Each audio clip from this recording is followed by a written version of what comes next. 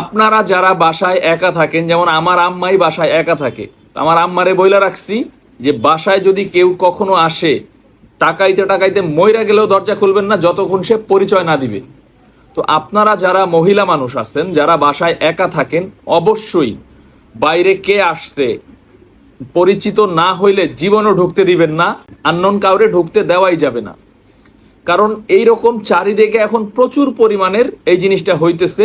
এই যে শয়তানের নিঃশ্বাস না কি যেন বলে, এই জিনিসটা মানে কিভাবে দেয়, এই যে নাকের সামনে নেয়, কেমনে কি দেয় ভাই আমি বুঝি না এই জিনিসটা কেমনে দেয়। এই জিনিসটা দেওয়ার পরে যাকে দেয় তার কোনো সেন্স থাকে না। তো সেন্স না থাকলে সে তার হাতের ঘড়ি, পকেটে টাকা, মোবাইল, মানিব্যাগ সবকিছু নাকি তাকে মানে দিয়ে দেয়। আর এসব কিছু তাদের হাতে তুলে দেয় সাবিনা নিজেই। তো এই জন্যই রাস্তাঘাটে আননোন কেউ কখনো যদি আপনাকে জিজ্ঞেস করে ভাই এই ঠিকানা